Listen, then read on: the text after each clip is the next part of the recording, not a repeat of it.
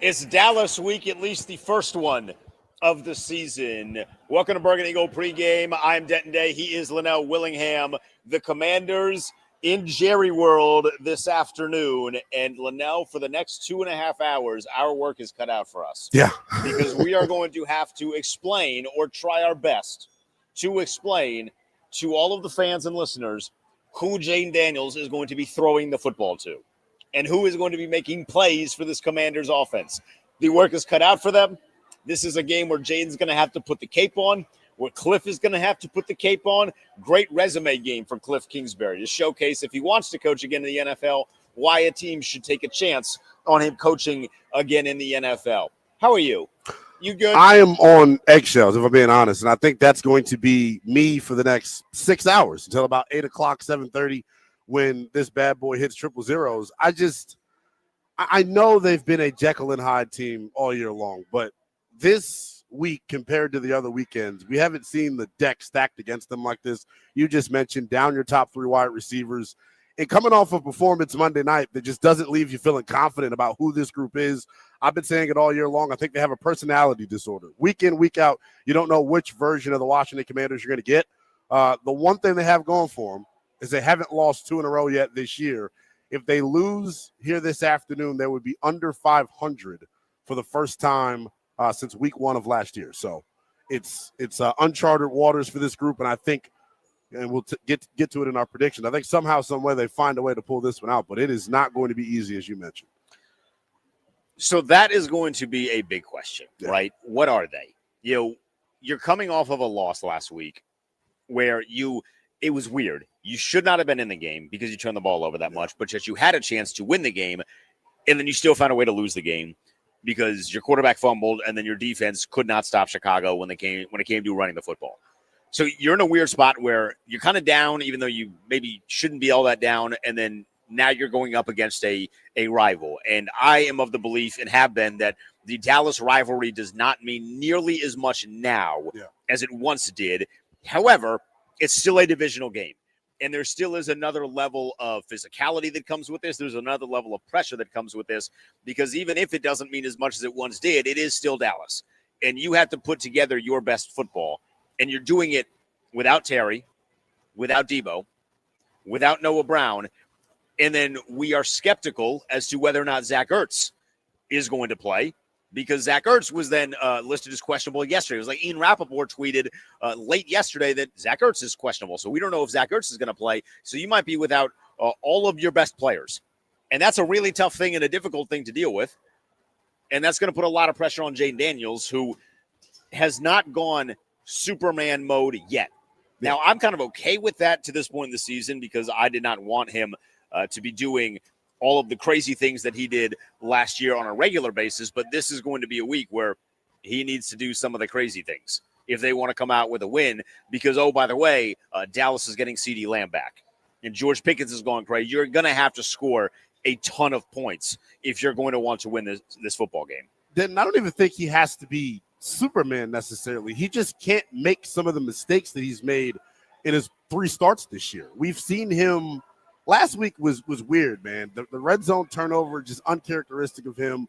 The fumble at the end of the game. Normally, right, all last year, he was his absolute best in those big time moments. We've seen him struggle in the end to have 2-minute situations that they have as an offense. He's been a part of it, though. So I don't even think it's about him putting on the cape. I think it's about him playing mistake-free football, not getting bored with taking the 4-yard check down to keep you ahead of the sticks. And, the third down numbers have been talked about all year long. You're 29th in the National Football League entering this week in that category. And he has been a part of the issue on third down in terms of last week you have a 2nd and 6, and he has an intentional grounding. It turns it into 3rd and 16. So plays like that.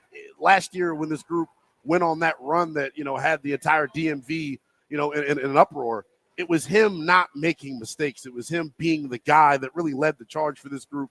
And I think today he has an opportunity to do that. And that second mistake he made last week was really a gut punch, because the second half was awesome.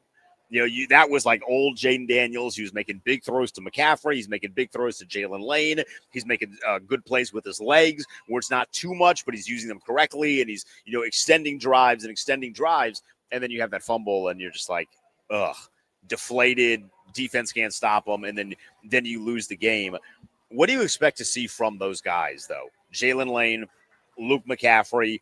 I don't know who wide receiver 3. I mean, Chris Moore is probably going to be wide receiver 3. Who gets the call up. I think it was Chosen Anderson that got the call up. That's the crazy thing. And your boy was using him on Madden last night, by the way, as well. Just to see. Just to see. He still got the burners on the game. We literally have no idea who wide receiver 4, 5, and 6 is going to be, if they even bring 6 guys, brought 6 guys with them to Dallas. Like, this is a whole lot of unknown, and then that doesn't even factor into what is Zach Ertz going to look like? Is Zach Ertz actually going to play? And if he does not play, is Ben Sinnott capable of taking the next step in being a legitimate receiving threat? He's done a really good job, I felt like, in run game this year. He's been a really good blocker. But what does that look like now when you have more on your plate to catch the football and make plays? Can you make those plays? I totally agree with you on Ben Sinnott. He has been kick-ass as a blocker all year long. Oh, he's been phenomenal. I think it's made up for him as not being really a threat as a pass-catching target. But you talked about Jalen Lane and Luke McCaffrey. I think this says a lot. Their usage today will say a lot about what they are as an organization when it comes to developing young talent. There's just no way you're going to concede snaps from your top 100 draft picks to a Chris Moore, to a Chosen Anderson. Let these young guys play, man. We can't lose track of what this is as a whole. It's year 2 of a rebuild. You drafted these dudes for a reason. I was frustrated last week when Deebo Samuel's limited, yet Chris Moore's hitting 44 snaps offensively to Jalen Lane's 27, to Luke McCaffrey's 24. I know those guys don't specialize in being an outside wide receiver, so I think that really has a lot to do with it, but damn, let them try. Right? We saw Jalen Lane on the outside have a double move. If they don't specialize as an outside receiver, or they're not comfortable there, that to this point is organizational malpractice, because Terry has not been there for the entirety of the offseason. You didn't really have, like, Noah Brown was not there for the entirety of the offseason. So those guys should be significantly more comfortable. If that is the reason, maybe they just like Chris Moore, which you might also argue that should be adjusted. Maybe they just like Chris I don't Moore. like drops on third down. I'll tell you, that's what I don't like. I do not like that. No, I don't like the extended run game with screenplays and then the guy not blocking on the outside, which, Chris Moore had a great catch last week, and it was awesome. That was about it. That was about it. There's some other stuff that's left to be desired there that you would hope that guys that you drafted where they were drafted would then, fall into those sorts of positions and those sorts of roles. What do you anticipate is going to be the case when it comes to running the football? It feels like last week was a big Ja'Cory Krosky-Merritt week. Had the fumble, second week in a row with a fumble. They are trending more to making him sort of the bell cow, if you will. This is always going to be a rotation of running backs, but it's felt like over the past couple of weeks he has gotten much more of a role in that. Do you anticipate that to remain the case, or do you think that we will see a much better mix, knowing that running the football is going to, if Washington is going to win, it's not going to be because Jaden throws it 40 times. It's going to be because they run the football incredibly well today against a Dallas defense that has been, despite the acquisition of Kenny Rogers from Green Bay, they have not been excellent at stopping the run. They haven't been excellent at anything on defense, but particularly at stopping the run. I go back and I look at the 2 matchups last year where Washington played Dallas, and you mentioned Kenny Clark. He's a Pro Bowler acquisition in the middle of their defense, but Oso Odighizuwa whipped the interior three's ass last year in the 2 games. Talk about that guard-center guard combo, Allegretti, Biotish, and Cosme at the time.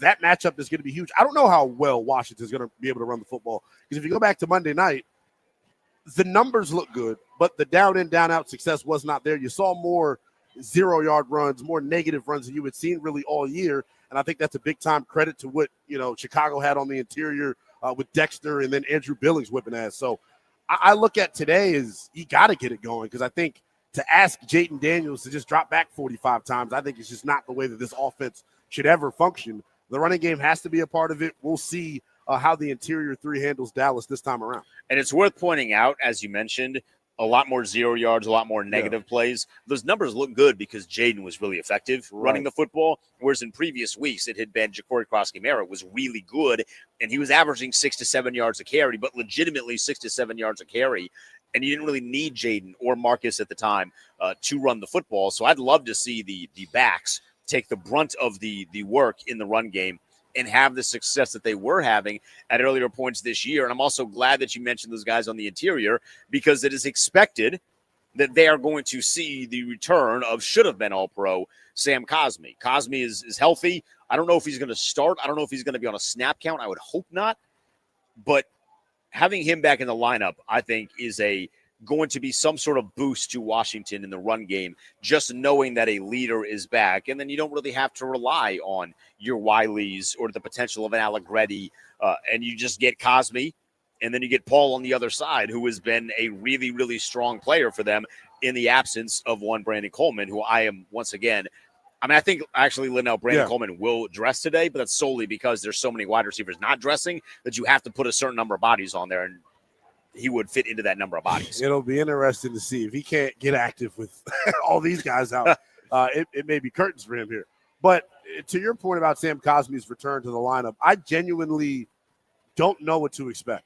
I'm a big proponent of the only way you get ready to play football is by playing football. Sam Cosmi has not played in a live game action, didn't get the benefit of training camp where you're as close to live as you're going to be, didn't get preseason reps.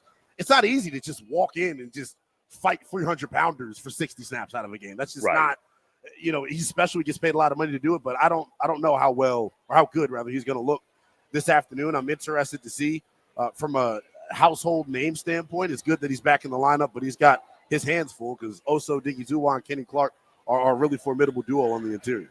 How much have you watched that Dallas defense? Because I keep going back to a game that took place. Yeah. Really, there's two of them.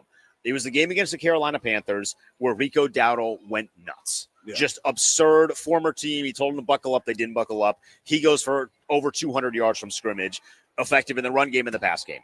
I go back even further to basically making Russell Wilson look like Russell Wilson was playing in 2015 when he was at his peak. He could do no wrong against that Dallas defense. Do you believe that there's weaknesses on that defense that even with Washington's limited options in terms of the receiving game and the playmakers, that they'll be able to take advantage of? I think they should be able to take advantage of it, man.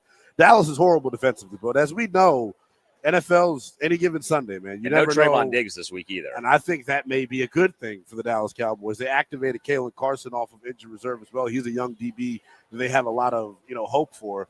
Trayvon Diggs hadn't played that well to start the year, and neither has Deron Bland. So Trayvon Diggs hasn't played that well in a long time. He just was on the beneficiary of bad quarterback play. Pretty much is how I will put it. But Washington, even without their wide receivers, should have the advantage in the passing game because Jaden Daniels, when he is right, and if he is able to play up to his standards, he's going to find guys. And I think Cliff Kingsbury has done a good job as anybody since he's taken over here in Washington as the OC, scheming guys open and having unique and diverse route concepts that will put the defense in conflict. So I think even minus the receivers, Washington should be able to move the football. But as I said a moment ago, if they can't establish themselves on the ground and they have to drop Jaden Daniels back 40-plus times, they're not going to win the football game.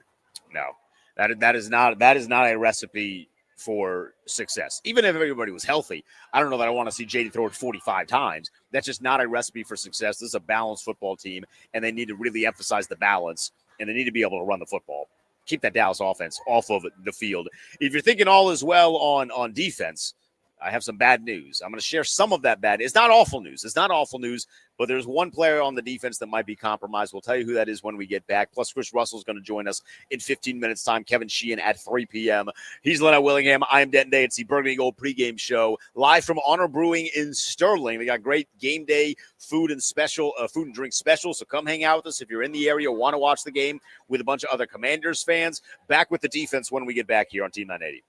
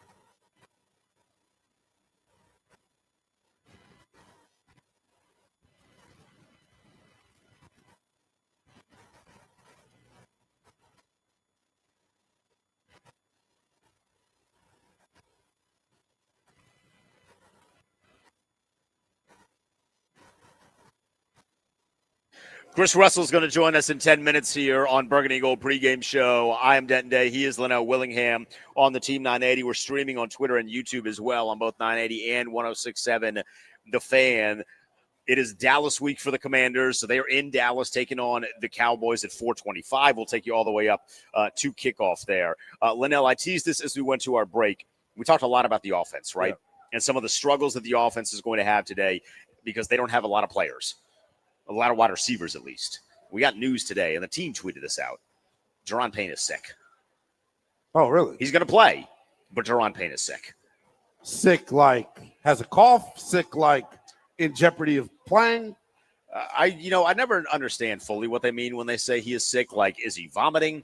Does he have diarrhea? I guess it's none of our business. HIPAA.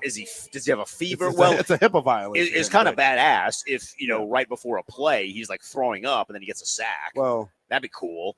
Be nasty. I'll be honest with you. I would imagine like the worst. I imagine when they say that a player is sick, they're not talking about like the sniffles. He's probably like something seriously wrong with Deron. Yeah, it's not like he has a scratchy throat. It's like no, he probably has a fever and he's just gonna gut through it, or he's probably having some stomach issues and had to have an IV, prior to the game, but he'll gut through it. He's been good this year. You got to have everybody on deck because Dallas can run the football. Makes sense why they elevated Sheldon Day now because Deron Payne's been sick all weekend. They should have had Sheldon Day out there last week, too. Yeah. I mean, just having a 3-man rotation at defensive tackle is not the brightest in the world. So I'm glad they got Sheldon Day up there. I also am not anticipating that Eddie Goldman is going to be inactive again today. I hope they learned their lesson from that. But it'll be interesting to see what that rotation then looks like and just how sick he is. Because I think it's one thing to say, hey, it's 2:00. I'm not feeling great, but I'm going to give it a go. And then you put the pads on. It's hot. You're sweating a little bit. Sure, the sun's going to go. Sure, the roof's going to be open probably in Dallas. That can either make or break the sickness that's going on there, right? So that's going to put some pressure, I think, on Javon Kinlaw, who's also been good this year. But now he is going to have to be really, really good if Deron Payne is compromised. Yeah, I mean, the two of those guys, when they have wrecked shop in the middle of this defense, Washington has won the football game. Last week was not much of a shop-wrecking performance for those two. It was not. But really, Washington got gashed on the perimeter runs. The outside. The C-gap and the D-gap. But I think those two here this afternoon, talking about both Payne and Kinlaw, have to be good. The best way to me to disrupt Dak Prescott is interior pressure. He has been, one of the top 2 or 3 quarterbacks in all the NFL this year. How they impact him on a down-in, down-out basis is going to tell the story of this football game. If you can't get to Dak Prescott, you will not get stops. And when you have really Justin Tucker for years was known as the best kicker in football. Yeah. That now belongs to Brandon Aubrey, in my opinion. The leg, whatever you want to call him, kicking from 65, kicking from 63, they got to cross midfield. Yeah. And he's good. So Big boot Brandon over there. Yeah, big boot Brandon. Stops are going to be hard to come by, especially if you can't get after and rattle Dak Prescott. So the Dak Prescott numbers this year, he's been sacked 7 times in 6 games. Yeah. He's a tough guy to bring down, man. 1,600 yards, 13 touchdowns to just 3 interceptions, and done a lot of that without CeeDee Lamb on the field. And Dallas is getting CeeDee Lamb back. They've had a real big amount of success running the football. Javonte Williams has been pretty good, nearly 500 yards for him, 5 touchdowns on only 92 carries. So he's averaging 5.2 yards a pop. JP Finley put out some numbers earlier today on Twitter suggesting that Javonte Williams is one of the better guys in terms of the amount of yards he's expected to get on a play versus the amount of yards that he gets on the play. So he always makes more with less in terms of what's happening in front of him. Washington's going to have their work's going to be cut out for them. Because this Dallas offense is no slouch. And it's a big, nasty, physical offensive line that they have. Their guard tandem, talking about Tyler Booker, who's coming back from injury this week, and then Tyler Smith. By the end of the season, we may be talking about them as the best interior duo in the National Football League. They are that good. Tyler Guyton at left tackle is really good. They're a legit group, man, up front. Their issues are all on defense. Their offense has had one stinker this year. It was against, ironically, the Bears, who turned them over several times and really got them out of rhythm. But Dallas is one of the most formidable groups offensively in the NFL. So Washington, they're going to have their work cut out for them, man. Just to give you those numbers officially, the rush yards over exception for Javonte Williams, plus 148.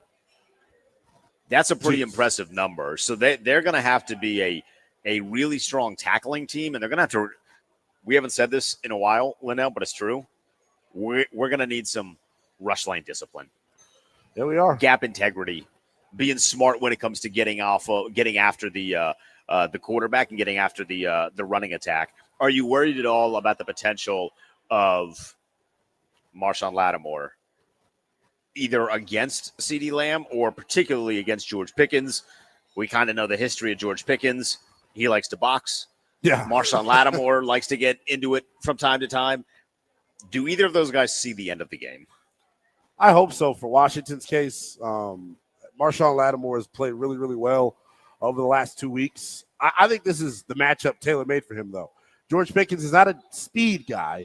He's a physical, try to beat you at the catch point type of guy. And I think Marshawn Lattimore has actually been really, really good in that category throughout the entirety of the season. And I know the last couple of weeks he's been much more stickier in coverage, but when the ball is near him, he normally causes a DPI, normally causes a PBU. So I think he's tailor-made for this matchup today. Just don't leave him on CeeDee Lamb, and that's where Mike I would like to see if I get to be a fantasy booker here, I would like to see CeeDee Lamb see a lot of Trey Amos. Yeah.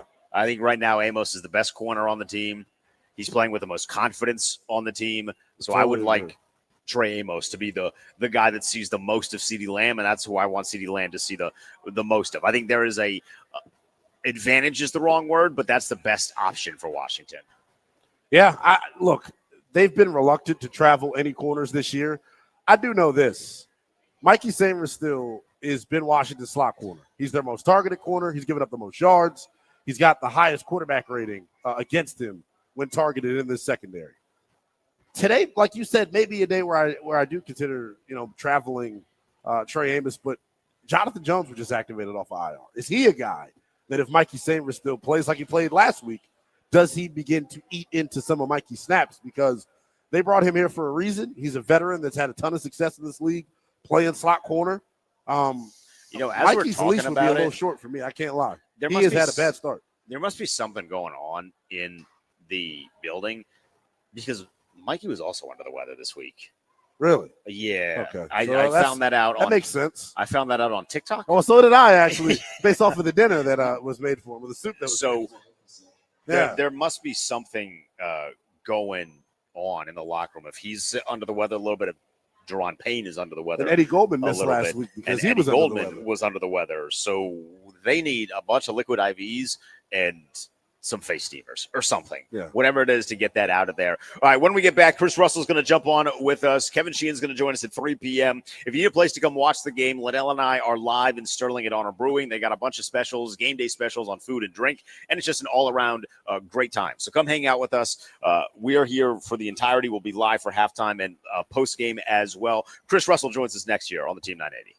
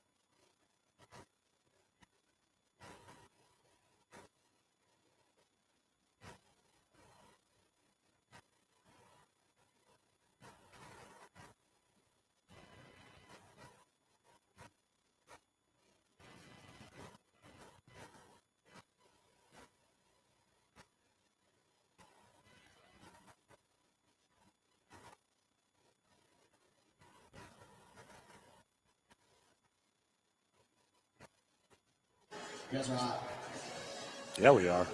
It's the Burgundy and Gold pregame show. He is Lynnell Willingham. I am Denton Day. We're live from Honor Brewing in Sterling. About 2 hours from kickoff between Washington and Dallas. We'll take you all the way up to kickoff here on the Team 980 and 106.7 The Fan. It's an honor and privilege now to get our guy Chris Russell up on the program with us. Roos, we appreciate you making some time for us. You got it, fellas. Washington is out their number one receiver, their number two receiver, their number three receiver. Zach Ertz was listed as questionable yesterday. Deron Payne is sick.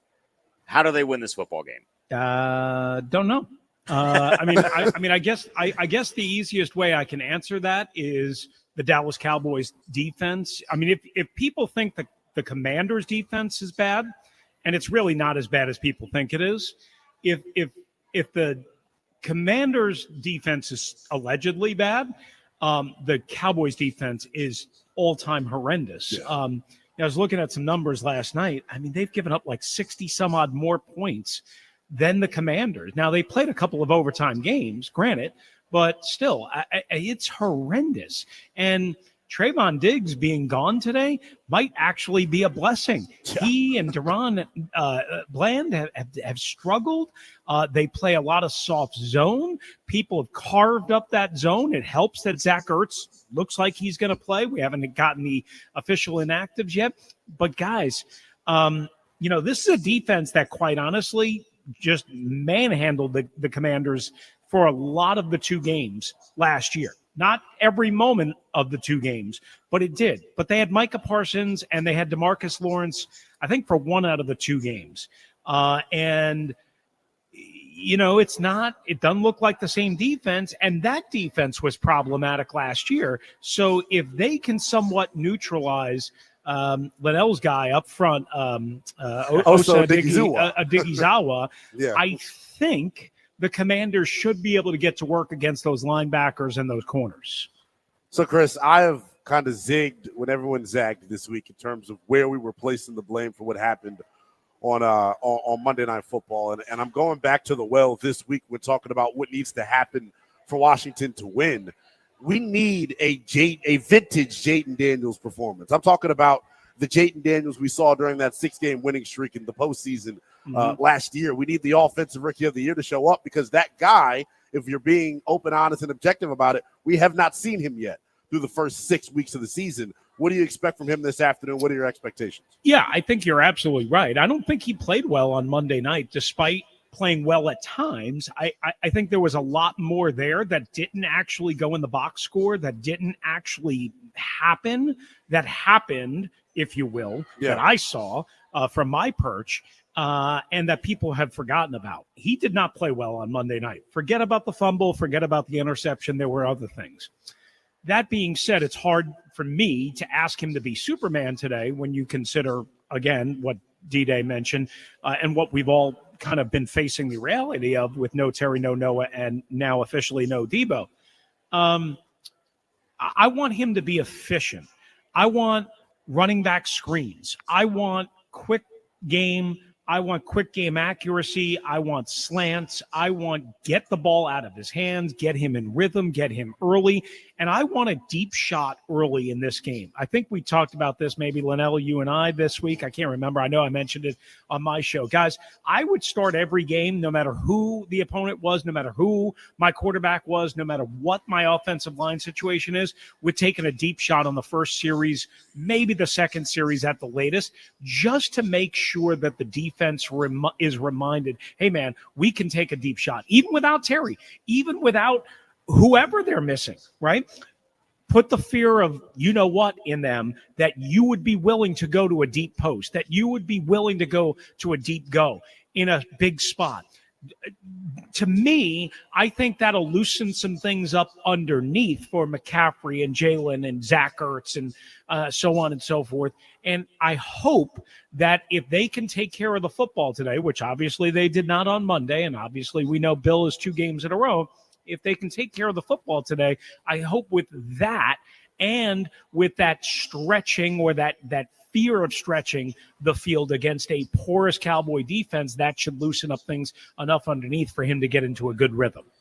So, Roost, with the potential of Zach Ertz being we'll say limited, even if he does play.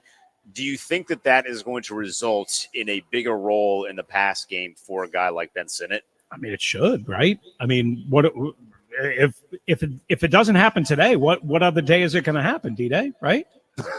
I mean, seriously, like that might be. And listen, I think John Bates is a better receiver than his numbers tell us he is. But last year he fumbled against Dallas, so no, I know, but I mean, one of those two guys needs to step up and be more of a factor. We're not talking about 7 or 8 catches, for God's sakes. We're talking about 3 or 4 catches. Can we get that? Can we get something like that? Can we get, like they're going to run, the Dallas Cowboys are going to run tight end and fullback flats all day long today, right? They're going to try and isolate these linebackers, whether it be Wagner or Luvu or Quan Martin from the safety spot or whoever. They're going to try and run. I mean, Jake Ferguson is going to, have his day, and he's going to be targeted a bunch. Was it the fullback, I think, that got a little fullback flat route touchdown last week against Carolina to get Dallas on the board? So why not? Why can't we do that? Like, why can't that be a bigger part of the offense, meaning non-Zach Ertz division? Yeah, I totally agree with you. This Commanders pass rush this afternoon, Chris, to me is going to be the determining factor. We know Dorrance Armstrong is banged up coming into this one. Yeah. Your expectations for a group that is Jekyll and Hyde as the entire team has been all year. Yeah, it's a good way to put it, because when they've dominated and they've owned the game and they've controlled the game and they've taken advantage of their opportunities. When they played against a half healthy, half good. Oh gosh, Drake May is walking off. Oh no, it's not Drake May. Sorry. It is Drake May. Head just slammed it is Drake May. Oh man. Sorry, I got distracted. When they haven't been able to dominate and control, they've gotten ambushed, right? So this Cowboy offensive line is better, I think, than the Chargers' decimated offensive line, than the Giants' offensive line, than the Raiders' offensive line. Even the Bears last week, Chris. Yeah, but I think the Bears on the interior are pretty darn strong. But this Cowboy offensive line is pretty, all things considering, now they've had a bunch of injuries, is pretty good. So I would say, to me, I'm not expecting anything great today, especially if DA is not available, which even if he is, he's going to be limited to some degree. So here's my thing. Like, even again with CeeDee Lamb returning and George Pickens killing everybody, and we mentioned Ferguson and how good they've run the ball and Dak being as smart as he is. Guys, I go back to, I don't know if y'all remember, 2014 on a Monday night, the Cowboys were like 6-1. And my guy Jim Haslett blitzed the ever-loving crap out of Dak Prescott and the Cowboys, right? And look, you might get burnt and you might look bad, but if you're Joe Witt, blitz 37% of the time, 40% of the time today, for God's sakes. Throw some. I saw Darnell Savage on a safety blitz, and he should have gotten home, and he had his arms wrapped around Caleb Williams, and it led to a defensive play stop. He didn't actually get this.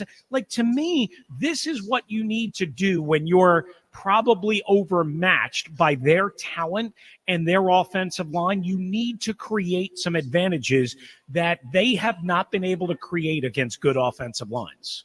Why do you think that Joe Witt hasn't been blitzing as frequently, or at least it feels like he hasn't been blitzing as frequently? Statistically, they're amongst the top half. I was going to say they're 7th, I think. I put it up last night according to Pro Football Reference. But to your point, D-Day, and this is always, I don't know, like you guys know I'm not an analytic amigo, it's not right? Effective, is what I would say. Right. Well, it's not only not effective, but I don't view blitzes as 5-man pressures. Like, right. I want 6. Yeah, I hear what you're saying. You know what I'm saying? So, like, to me, there's a difference where the blitz comes from or how many you're sending. And what we've seen, I feel like what we've seen when watching this defense this year, tell me if I'm wrong, boys, their A-gap blitzes have not worked, right? No. When Bobby Wagner's trying to get downhill, I want more out of the secondary, like you mentioned, getting free rushers to where we're not having to avoid blockers, man. I mean, they worked against the Raiders. They haven't worked else. And he had one other one against, I think it was against the Chargers, maybe. But outside of that, it hasn't worked. To me, I think they're going to, especially if Armstrong is not there, but even if he is, he's likely going to be very limited. And he was in, out on Monday night, right? So to me, like, again, I mentioned the Darnell Savage one. Like, if you want to untrack Quan Martin, if you want to untrack Mikey Sandersdale, and by the way, I think Jonathan Jones is probably going to play a decent amount for Mikey Sandersdale today, and I wouldn't be totally stunned if he starts. I'm not saying he will. I don't know, but I mean, I'm drinking that Kool-Aid as well. Exactly, but my point is get those guys, get some oil running through that engine, as I like to say, right? Get them lathered up, get them involved in the game early. You know, you want to ride violently, you want to ball his life me. How about creating some turnovers? How about creating some advantageous situations where guys are blitzing off the edge, off the, where they're coming from Amarillo instead of right, in front of you. I like, do something. Yeah, something's got to give for this Commanders defense. I know we're running out of time with you, my friend, so we're getting an official prediction. Well, I want an official prediction, Rooster, but I got one more question for you. What do you think the rotation is going to be running back wise? Krosky Merritt has gotten elevated snaps, elevated touches. Do you anticipate, though, because they are limited on the outside, that they're going to be more of a focus on the run game, which in turn would lead to more of a rotation? I would think so, but I think I would not sleep on Jeremy McNichols today. Both as a runner and as a receiver, and because of his pass protection skills, right? Especially with Rodriguez banged up, and I'm not sure, I haven't seen anything new on him, whether he's going to be active or not, but he's been banged up for the last couple of weeks, right? And Bill's ball security issues, right? I mean, you cannot win this game, in my opinion, by turning the ball over more than once, right? So maybe it's just an isolated 2-game, like, it'll never happen again sample size, but now I'm scared to death of every time Bill's got the ball. I am. So to me, I think McNichols will probably be a bigger factor in this game. They do obviously have to run. I do not want Jaden running quarterback power, quarterback draw, quarterback, read option, pull all the game long and running the ball 16, 17, 18 times, no matter what anybody wants to say. I don't want that because he's, remember, he got banged up a little bit on that Brisker late hit in the fourth quarter the other night, right? I mean, what happens if he starts to struggle through this game, if he gets hit a little bit low or a little bit late or whatever, right? So to me, like the Commanders, there's ways to get around what they're missing today. Yeah. They're just going to have to do some of the things that they probably and ideally don't want to do on a normal basis. But don't be afraid to do them. McNichols is one of them. Again, targeting some of those the backup tight ends, Sinnott or Bates is another one. Running. What about the idea of lining your tight ends up out wide? I'm getting tired of watching these receivers miss blocks. Well, Tate Martin got cut because him and Colton Yankov blocked the same dude on a Debo Samuel screen that lost 4 and put him behind the sticks. Yeah. I mean, there's all sorts of different things that they can do to get this offense. And it's not like it's not humming, but it doesn't feel crystal clean. And it hasn't felt crystal clean all year, despite some of the production. Right. So to me, listen, here's another real quick thing. Please, Matt Gay, don't miss any field goals because you know what? That other guy ain't going to probably miss any field goals. I'm not saying he won't because he has missed field goals. He missed 2 against the Commanders in Ron Rivera's final game. The bottom line is you have a disadvantage on paper in that area. You cannot be giving up points, especially indoors. And one other thing real quickly, guys, that I'm worried about, I worry about these stupid things, the sun monster. Remember what that building is like on fall afternoons, October, November, at the time that this game is being played. I was hoping for a 1:00 game or a night game for this game. Instead, it's right in that window. And if the sun monster comes back and haunts the Commanders, you damn well sure I'm going to be screaming tomorrow about it. Yeah. All right, Roost, give us a pick. Who wins? Unfortunately, I think the Cowboys win a tight one. I got 34-31 is what I think I went with. So the over. All right, cool. I'll bet that. Roos, we appreciate it as always, my friend. Thank you, boys. Appreciate you. Have fun. Was good. I hope your nap was good earlier, pal. It was great, man. When you're as old as me, you have got to. I know you were having a ball. I know you're having a ball. You probably had something good to eat to watch the overseas game this morning. I know how your Sunday's going. I mean, absolutely. Doing it the right way, my friend. You want to know what I had to eat? What'd you have? Tell us. Little broccoli and cheese soup from Panera. Ow! In a bread bowl or just normal? He's no, watching not his in a bread carbs. bowl. He's not, watching his not in a carbs. bread bowl. That's too many carbs. D-Day. My bad. Yeah, My that's bad. too many carbs. My I bad. would That's love okay. it in a bread bowl, but that's too many carbs. It's really good in a bread bowl. Yes, But it is. for your next cheat meal, you could do that. Well, all right, Roos. here's the thing: when you have a cheat meal every single day and every single meal, Yeah. you can't really call something a cheat meal. Well, there we go. Fair enough. That Thank is you, Chris boys. Russell. He's the host of the Chris Russell Show, 1 to 4 p.m. on the team, 980 Monday through Friday. When we get back, we'll continue examining this game. We are going to have the inactive list soon, and I am very excited and nervous for that, Lynnell. So we'll touch on that when we return. He's Lynnell Willingham. I'm Denton Day. We are live from Honor Brewing in Sterling. Coming out with us is a Burning Gold pregame show.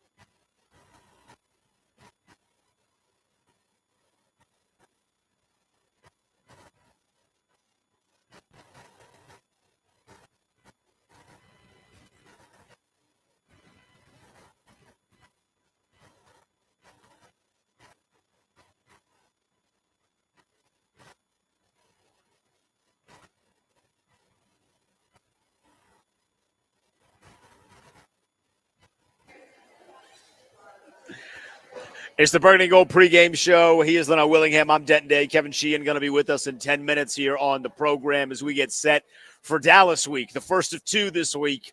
They're in Dallas. The Commanders are. It's a 4:25 kick. We'll take you all the way up to kickoff here on Team 980 and both YouTube and Twitter as well. So we've been talking a lot about the offense, Lynnell. It's a big focal point of this week because there's a lot of question marks. What is it going to look like? Who is going to make the plays this entire year? Despite the fact that they're still having success, they're scoring the football at a pretty high clip. They're running the football at a pretty high clip. There are still some weaknesses on the offense, and that's something that Cliff Kingsbury addressed this week. I thought it was interesting, so I want to play that and have us react to it. This was Cliff at his press availability on Thursday talking about some of the struggles of the offense. We haven't played very well on third down, and we're, I know, near the bottom of the league, and I think that combined with turnover margin, very fortunate to be 500 at this point because those are two critical areas. But, it starts with me, game plan and play calling, and then we just have to – the sense of focus and urgency on that down distance has to get better because we have to continue to stay on the field, and we can't rely on fourth down every time to keep it rolling. So that's Cliff talking about the issues on third down. Lynnell, I know this is something you addressed this week on Burgundy and Gold today on the Team 980 every 4 to 7 every Monday through Friday. The third down struggles have been very prevalent. We haven't seen them on nearly as many fourth downs this year, I think, because of that, because they're not having success getting any sort of yards on third down, which is not leading to fourth and shorts. That would then be in situations where you go for it. How can they make adjustments to it? Because last year, that was one of the things they excelled at, and it feels like the pendulum has completely swung the other way this year. You're seeing an offensive group that just hasn't had enough time on task together. This is what happens when you don't play in the preseason. This is what happens when you shuffle your offensive line throughout the entirety of training camp, when you have receivers in and out of the lineup. They are killing themselves on first and second down. Washington has the 12th most third and longs in the NFL. Talk about attempts. It's because they're shooting themselves on the foot on first and second down. Sometimes it's poor execution. Like I mentioned earlier, there was a screen pass on Monday night where Colson Yankoff and Tay Martin blocked the same guy. Clearly, Tay Martin's making a mistake on first down. Instead of it being 2nd and 6 because you got 4 and executed properly, it's now 2nd and 12 because you lost 2 yards. So their inability to have success on first and second down is really leading to the third down numbers. And I think, Denton, you made the best point that anybody's made all year on this pregame show.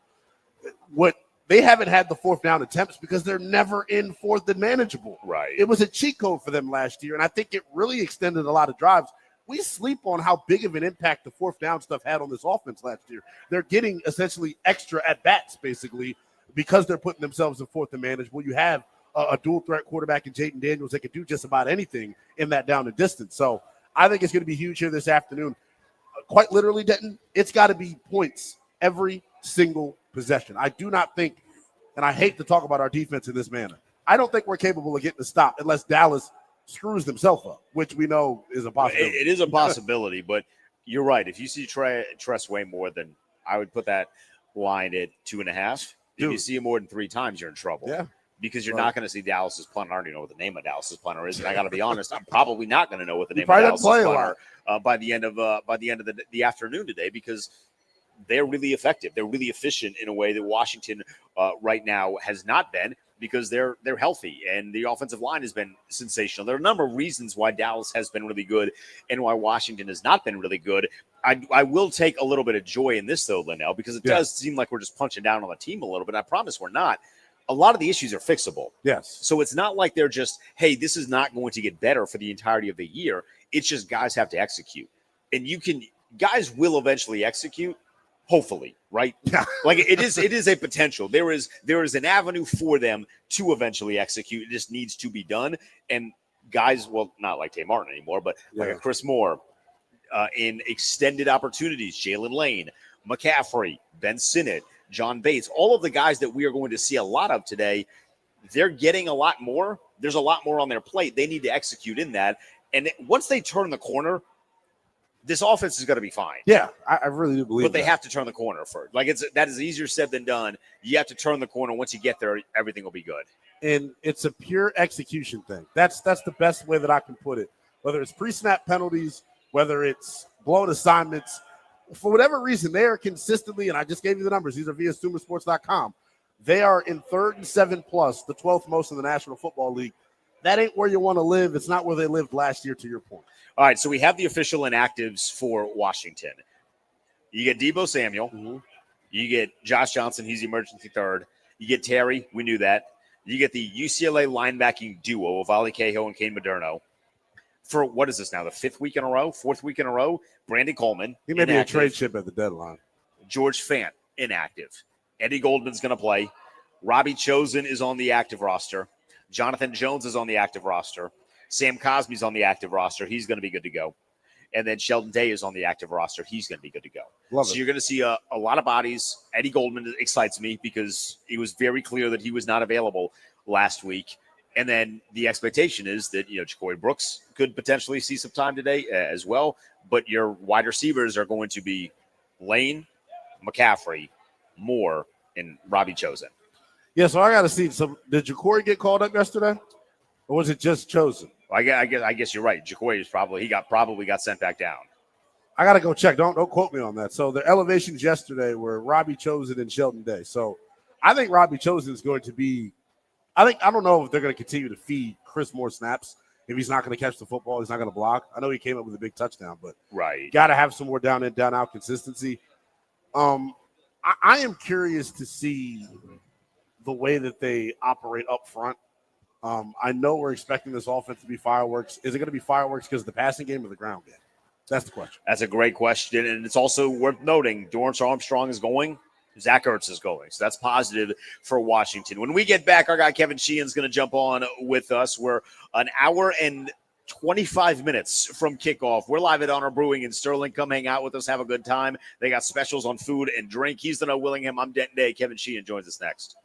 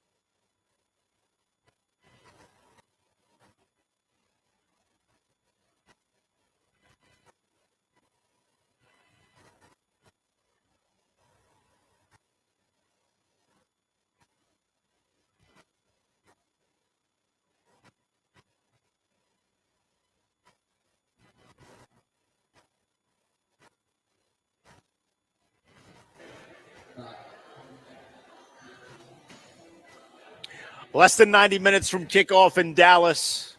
Commanders on the road taking on the Cowboys. It's a big one for Washington. Must win feels a little too much, Lynnell, but you'd really like to have this one. About to say it's as close to a must-win game as you could get. You don't want to fall to 1-4 in the NFC.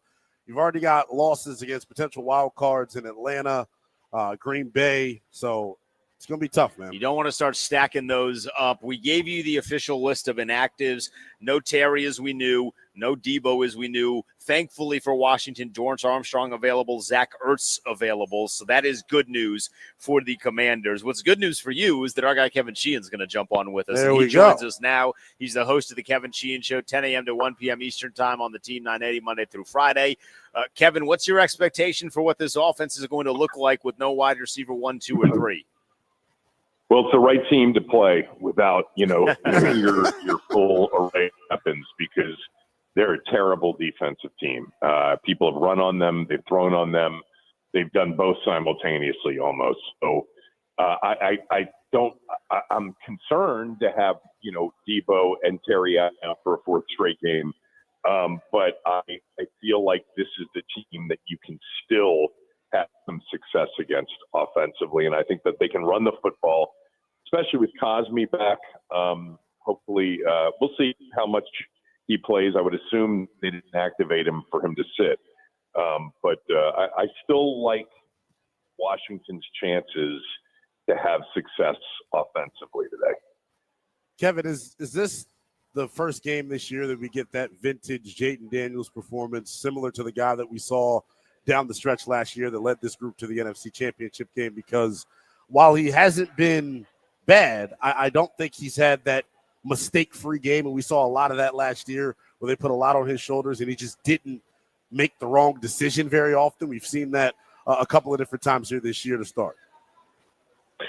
Yeah, I don't think we've had that, unbelievable Jaden performance where it includes, kind of a walk-off, last-second win. But he's been awfully good the last 2 weeks minus the turnovers. The turnovers were killers. You can't erase them. They happened, and the last one obviously was the game changer. They could have walked out of there -2 with a win instead of -3 and a loss. And the only reason I think we all understand this, that they even were in that game and had a chance with 3 turnovers, was because of him. And he's going to have to do it today too. But I think that they can do a lot more than just rely on Jaden today. I think they can run the football. Krosky Merritt can't put it on the ground anymore, because one more time I would imagine they'd start to lose some confidence in putting him out there. I wouldn't be surprised, guys, if we see a lot of McNichols today as a runner on first and second down. But today's one of those days where teams have to if you're a good team, you have to overcome the loss of a lot of key players. They're not missing him, which means they have a chance. Kevin, I was going to ask you about that running back rotation today. Do you think that we see a lot more of McNichols and Chris Rodriguez in the run game after, Bill has gotten a majority of the carries over the past 2 weeks, but has had those fumbles? I definitely think there's a chance, Denton, we're going to see more of McNichols. All of us have known that they've liked him from the jump, and they've just been looking for opportunities. And every single opportunity he's gotten, he's taken advantage of, including the last 2 weeks, turning second and third and longs into first downs on check down throws. So I think they like him. I think they like him to protect the football. I think they like him to protect Jaden as a pass protector. It's not going to surprise me if we see him get more snaps. But I hope that they don't give up on Bill quite yet, because he's still got an opportunity, I think, to really have a breakout game, and it could be today. Kevin, they activated 2 guys off of the inactive list on Saturday. You saw Sam Cosme. You also saw Jonathan Jones get elevated. How short of a leash do you think Mikey Sanders still has right now, based off how he's played to start this year? And then how often or how much do you expect to see Jonathan Jones? It's a good question. He hasn't played well. It's surprising, I think, to everybody. And it's year to year with these things, especially with young players. And he had a great year last year, and This year he's not having a great year, but it doesn't mean that he's not going to get better as this year goes along, or he's really good next year.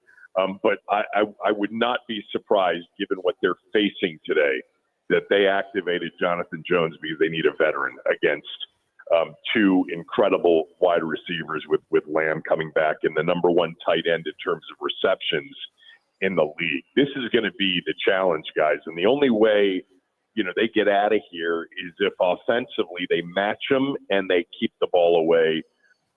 You got to treat every offensive drive today like it's borderline a game-winning drive, and that means 4 downs are in play all day. I just don't know how the defense holds up unless Dallas hurts themselves with penalties and turnovers.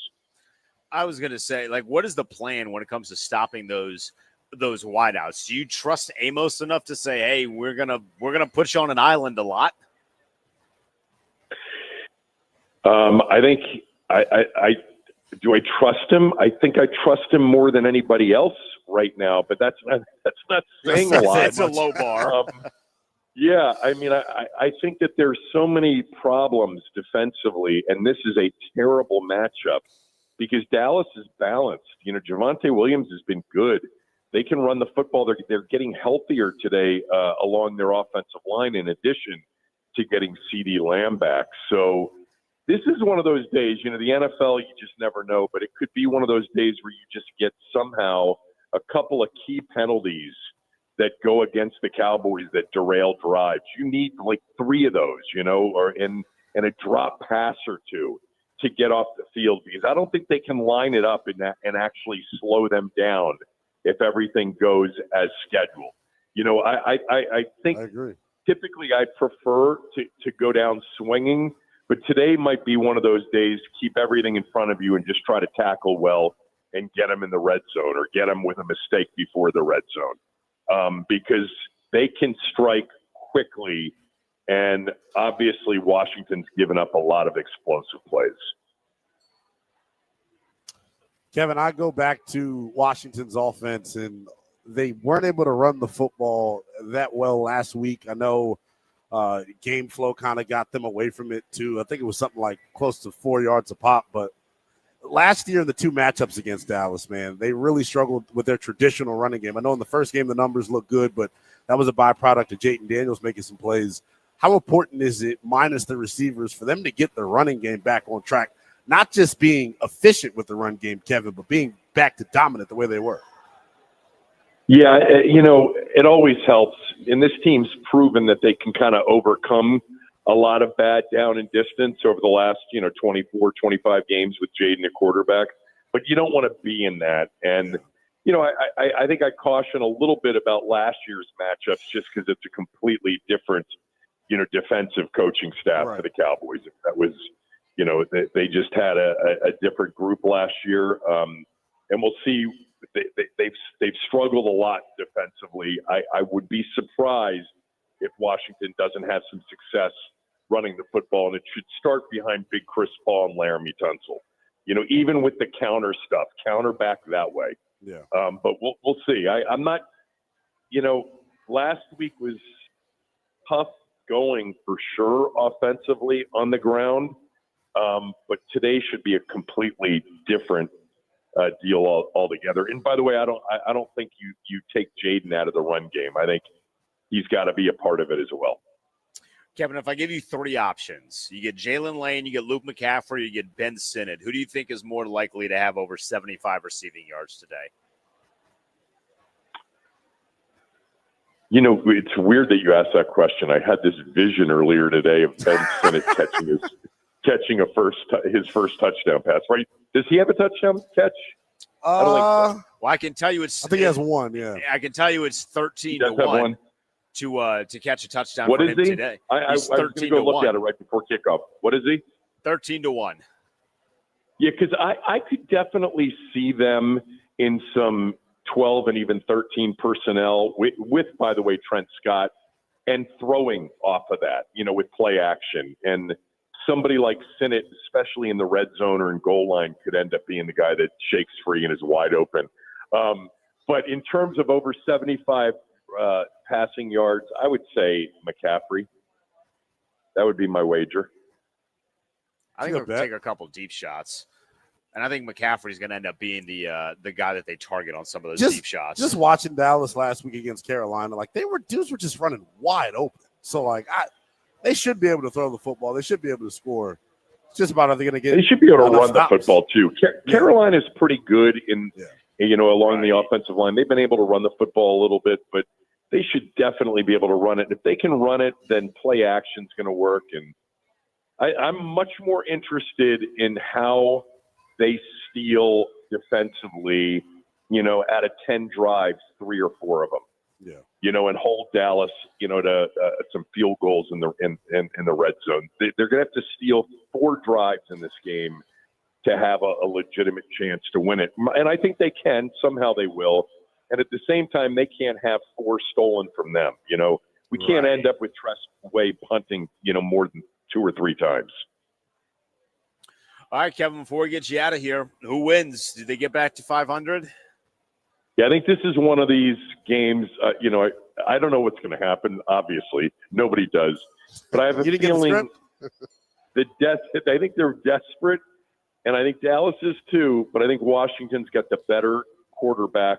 They've got the better opportunity offensively or defensively to get off the field. It's not a great opportunity. I like Washington in a really exciting game, something like 28-26. I don't think you guys have confidence, right? I'm actually I'm more confident than Lynnell is right now. I'm on eggshells. I don't feel terrible because Kevin, you know this. I'm paying attention to the lines, and the fact that the lines haven't really moved a ton, even after the Terry injury. I think Washington has a much better chance than people are giving them credit for. Yeah, I do too.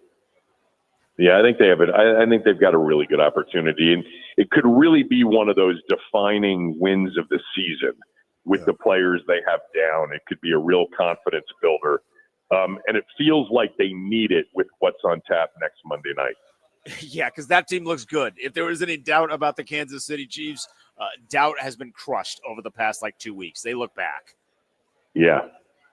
All right, Kevin, enjoy the witching hour, as it's called in this opening window. All right, let's go get one. They need it today. That's Kevin Sheehan. He's the host of the Kevin Sheehan Show from 10 a.m. to 1 p.m. every Monday through Friday on the Team 980. Washington looking to get back over 500. They're 3-3, looking to get to win number 4 against a 2-3-1 Dallas Cowboy team. We're under 90 minutes away from kickoff, Lynnell. Grant Paulson's going to be with us in 15 minutes. I want to get some keys to the game here for Washington. I got 2 big ones that I'm going to share with the listeners when we get back, and they'll hopefully lead to a Washington win. He's Lynnell Willingham. I'm Denton Day. We're live from Honor Brewing in Sterling. Come hang out with us if you need a spot to watch the game. Our Burgundy and Gold pregame show continues next on the Team 980.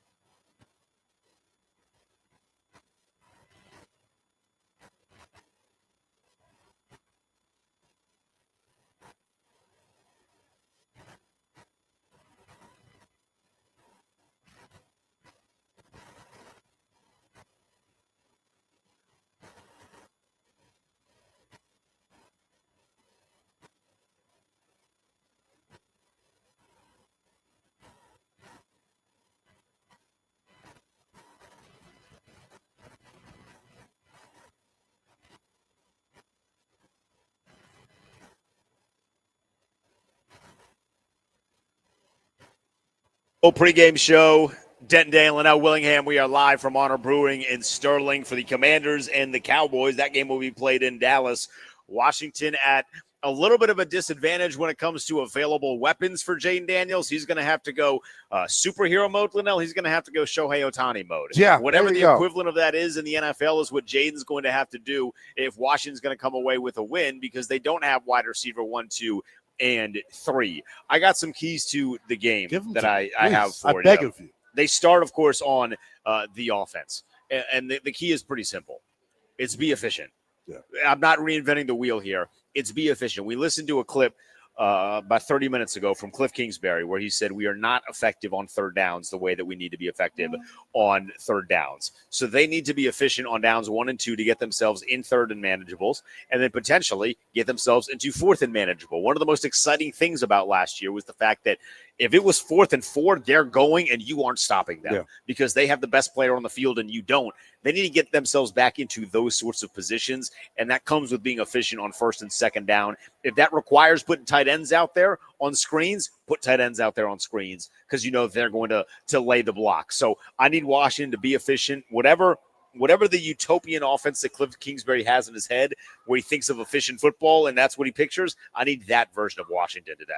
Yeah, I 100% agree with you. I look at them and go on both sides of the football, right? Offensively, touchdowns over field goals, and then defensively, field goals over touchdowns for the offense. Washington tied for 12th in red zone touchdowns this year. So normally when they get down there, they are finishing with 7. I think it's super duper important today. I don't want to see Matt Gay. I don't want to see Tress Way.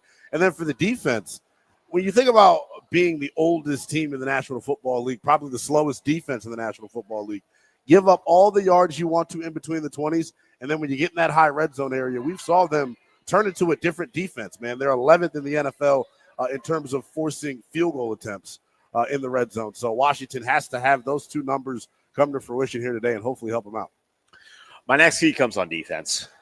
Yeah. You got to get after Dak Prescott. If Dak Prescott is going to be upright for all the game, it's going to be a very long afternoon for Washington. It's going to be a very long afternoon for the defense. He's only been sacked 7 times, so your work is absolutely cut out for you. But you have good players. Those good players need to be great players today. I need Javon Kinlaw to be awesome. I need Daron Payne to be awesome. Dorrance Armstrong is playing. I know he's limited, but I need him to be awesome. Von Miller, if he wants to turn the clock back about 10 years, now would be a great time to do so. You have to get after the quarterback. Dak is too good, and they got too many weapons on offense. There's not going to be a lot of covered sacks, I don't think. It needs to be guys winning matchups, and some of that is going to be Joe Witt might have to get a little uncomfortable and send 6 guys and trust that they'll be able to get there quick. Frankie Louvu might need to be a game wrecker for the first time in 2025 because we haven't seen that version of him this season. But somebody needs to get after Dak Prescott. He's too good of a quarterback, and he's having too good of a season to just sit there and do whatever he wants.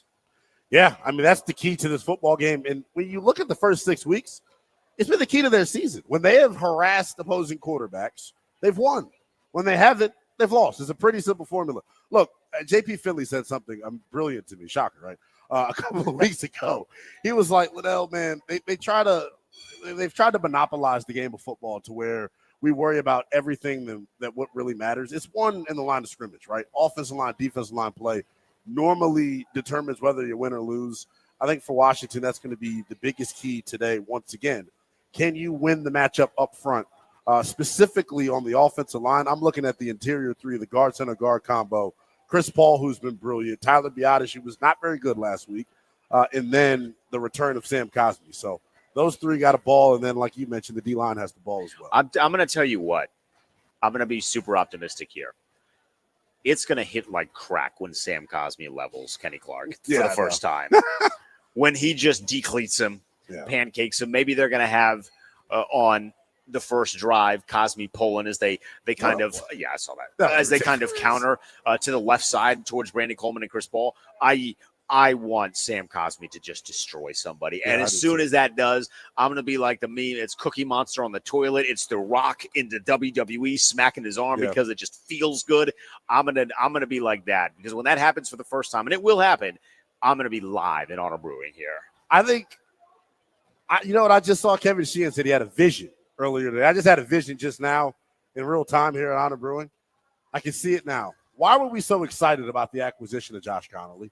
because the right side of that offensive line with him and Cosme getting out and cracking corners and linebackers on screens, they're a pretty athletic duo. I worry about Cosme playing in a phone booth today because he just hasn't been in a fight in a long time. I don't worry about him getting on the perimeter and running and using that athleticism. You know, it is going to be interesting to see the first two drives. Yeah. Like the first two drives in particular, what I'm really going to be watching with Sam Cosme, because he's now playing next to Josh Connolly. Yeah. And they haven't had a ton of reps, ton of opportunities, certainly not in game speed of playing next to one another.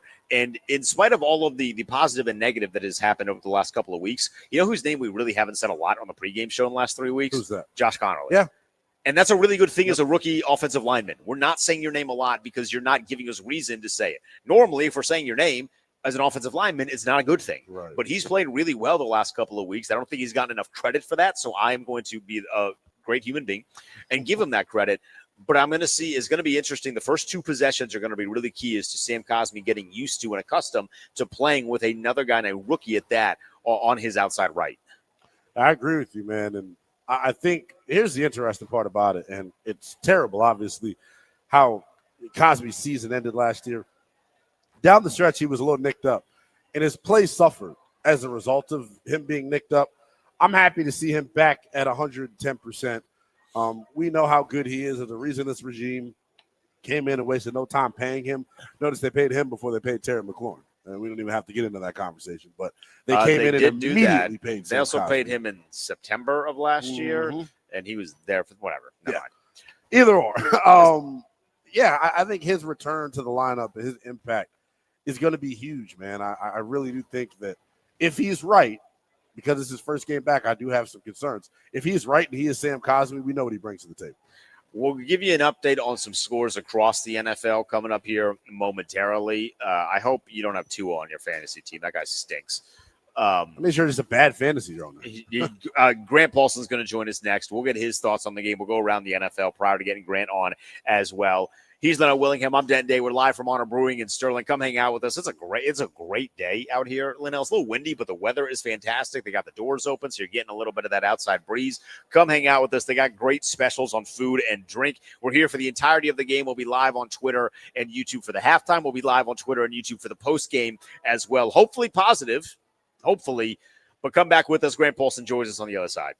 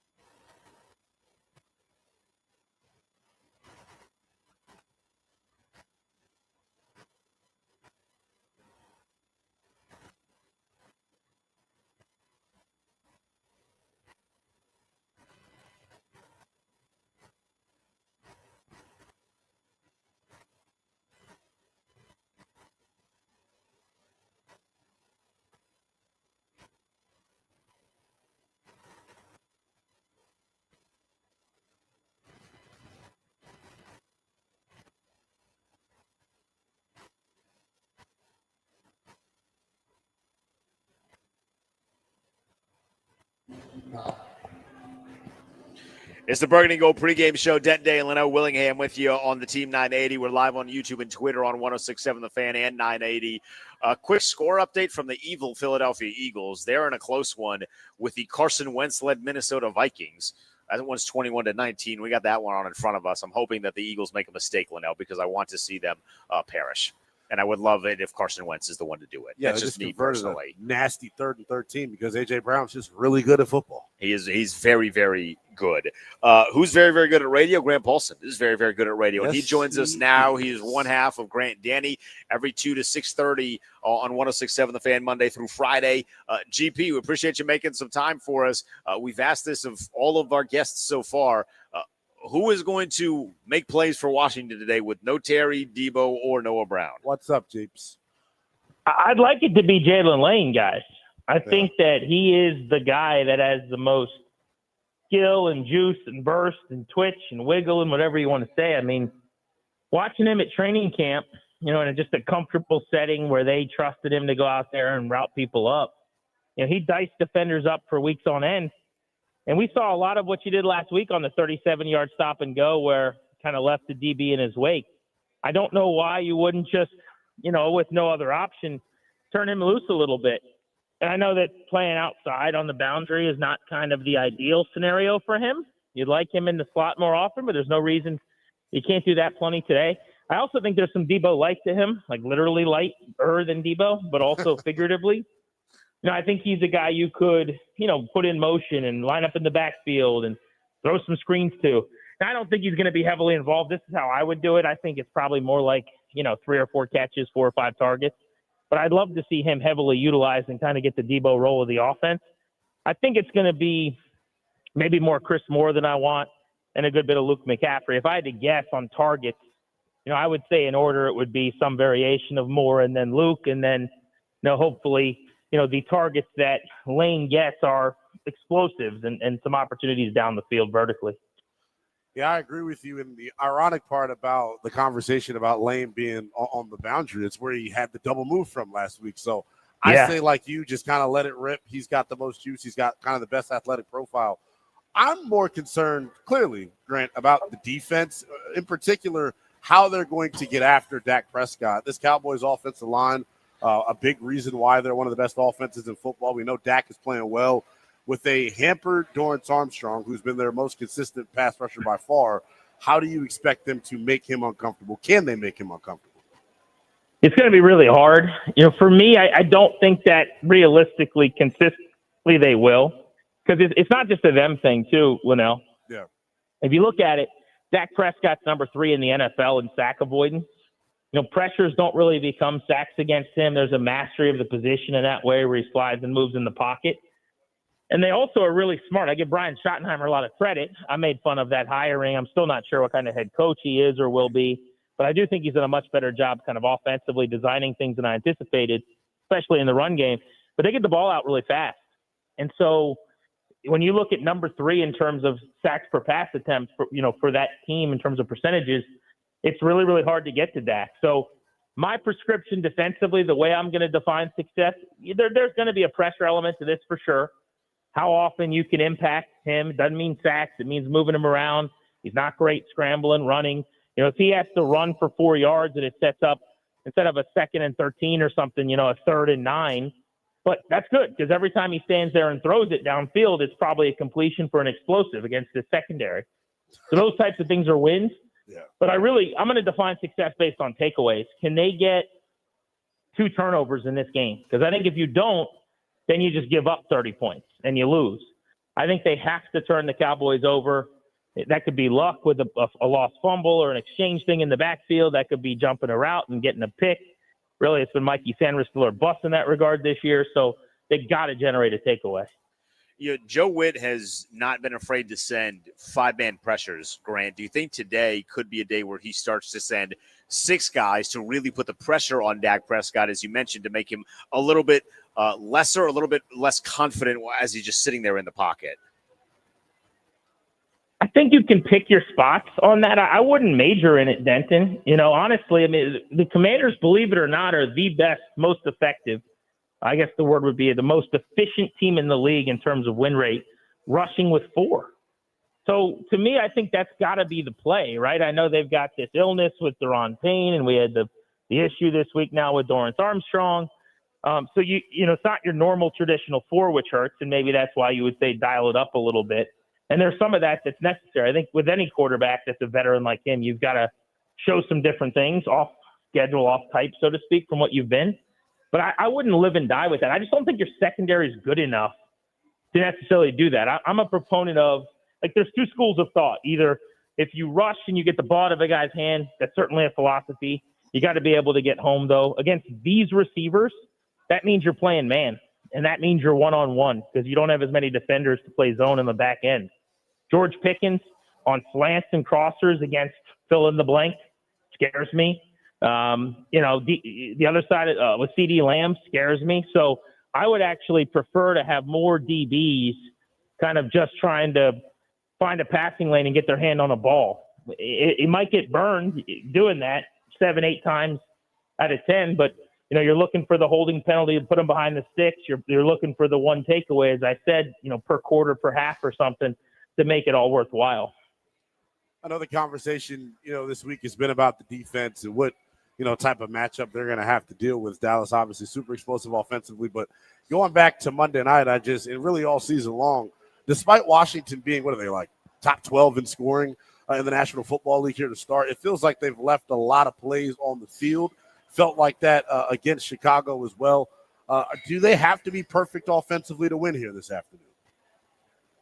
I don't think they have to be perfect, no, but this is certainly a game where they've got to be at an A level, at a B plus level. I don't think C gets it done. Like, there are games based on opponent. Maybe you're playing Cleveland, who before today hadn't scored more than 17 points in 10 games. Maybe it's based on game scripts, whether that's like weather and rainy or just the fact that, both teams are exchanging punts or whatever. Like, there are times where you don't need to play your A game. You guys know, like I do. You saw the same projected total from Vegas that I did with 54, which looked like a Big 12 game. Like, Dallas can move the ball, man. As bad as their defense is, their offense is almost that good. It's about 400 yards a game. They scored 40 on Green Bay, who shoved it on Washington and looked like the best defense in the league before they played the Cowboys. This is a really, really good offense. So you got to keep up. You're also playing indoors, in air quotes. You're playing on carpet, so like speed should be able to show up. That's been a huge problem, I think, for Washington, is they, especially without Terry, they're not a speed team, and they just don't have enough of it. It's why I think Jalen Lane, it becomes necessary. It's why I think trying to get the ball to Corey Krosky-Merritt in space a little bit in the passing game should be a factor today. But I think they need to be really good. Like I have said throughout the week, pre the Debo ruled out, I thought they could win and would win like a 34-30 kind of game. I really did believe that. I'm now leaning the other direction where they probably lose like a, 31-27 kind of game. Yeah. But yeah, they've got to be really good on offense. They've got to protect the football. And really, this is Jaden Daniels' day. He's got to be awesome. He's got to run for 40, 50 yards. It's a tough ask. It's not fair to him that you go into a game going, hey, man, I own the misfit toys at wide receiver, but go out and hang 30. But in this offense, like respectfully to him and everybody, they've always been able to do it. When he was out, Marcus Mariota did it. When Marcus Mariota played last year, he hung 40 on multiple teams. Like this is what they do. It's a league designed for points. You start every drive at the 35. You're in field goal range at about the 35. You need one chunk play or a couple plays for 25 yards to get into point range. Like, go score points. That's what the league's about.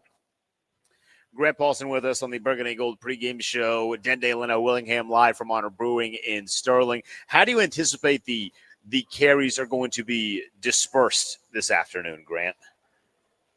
JCM season. This is Bill time. I mean, I think we've kind of seen that for a couple straight weeks, frankly, right? Like, in the end, if you look at it, there have been other carries for other guys. But in basically like what is the non-formatted offense or Bill's on the sideline getting a helmet worked on or something because he got dinged or he lost the fumble or whatever, he's basically at 90+% of the carries. Like 2 straight weeks, they've kind of done that where he's been the bell cow. So I think that would be the play this week. I really do. They haven't gone away from him, Denton, when he's fumbled, and I love that. They've gone right back to him. If you look at it, like 2 weeks ago when he went over 100 against the Chargers, they kind of let Rodriguez, I guess it was, salt the game away. Last week, I think it was McNichols who got a couple of touches at one point. But for the most part, this has just been now their offense goes through him. I think it should today. I'd be really surprised if he doesn't have something like 16 to 18 carries and, frankly, over 100 yards. But I'll just kind of realistically say somewhere around 80, 90 rushing yards. But if you told me right now he ran for, $125, $130 in a career day, it would make sense. The Cowboys are terrible at stopping the run. This isn't the Bears where they're getting 3 starters back and they had an extra week to prepare. I think Washington will be able to run the ball on them. I really do. All right, Grant, let's get a prediction before we get you out of here. I'm saying Cowboys 31-27, but if Washington can run the ball effectively, there's no reason they can't win the game. People are now making this like it's, David Goliath and the Commanders have no chance. They haven't watched enough Cowboys football this year. This team's going to keep you in the game. They're going to give you every opportunity. They'll turn the ball over a couple times. They'll commit some penalties. This game's coming down to the wire. It's going to be tight. So it's very, very winnable. I'll say Dallas. It's a tough day when you have the cluster injuries at receiver. But I really do believe this could be a field goal at the horn kind of game.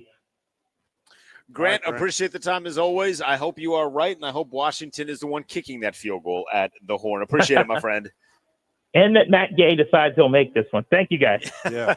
That is Grant Paulson, co-host of Grant and Danny, 2 to 6:30 p.m. every Monday through Friday on 106.7 The Fan. When we get back, you'll hear from the Sports Junkies, their thoughts on the game. Plus, we will go around the rest of the NFL, more than just the Philadelphia Eagles and Minnesota Vikings. I promise. He's the No Willingham. I'm Denton Day. It's a Burning Gold pregame show.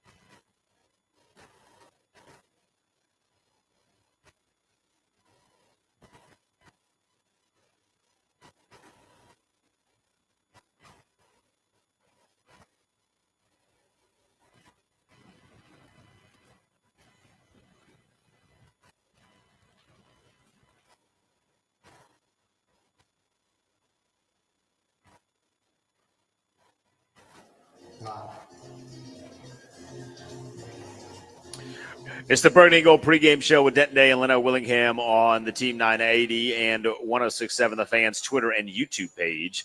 Before we get to the Sports Junkies, Lynnell, we are in the final stages of this opening window. A couple scores from around the league. The Browns are just shellacking the Dolphins right now. Tua Tagovailoa looks awful. He's not a good quarterback, and he's showing that. It's 31-6. The Browns scored 31 points. That in itself is a miracle, but the Dolphins, who are supposed to be an offensive team, cannot score the football. So that game is over. The Panthers up 13-6 over the Jets. God help anyone that's watching that game. The Bears up 26-14 over the Saints. The Eagles and the Vikings are in a tight-ish one, 28-19. That's Carson Wentz starting for the Vikings, and I also forgot that Sam Howell is on the Philadelphia Eagles. I saw a picture of him. And did Carson Wentz just throw a touchdown pass to Hawkinson? He did. Yes, he did. So that is now a closer game than 28-19. Two games already in the books. The Chiefs just destroyed the Las Vegas Raiders 31-0. Looking forward to seeing them next week on Monday Night Football. Yeah. What could possibly go wrong there? And then the Patriots dismantled the Titans by a score of 31-13. Yeah, it's been a wacky day in the NFL. A bunch of starting quarterbacks getting benched or getting injured. I'm glued in on this Eagles and Vikings matchup, man. We were having the conversation during the break. The Vikings are just a quarterback away, it feels like, from being really similar to what they were last year. And it begs the question of, why didn't you just pay Sam Darnold?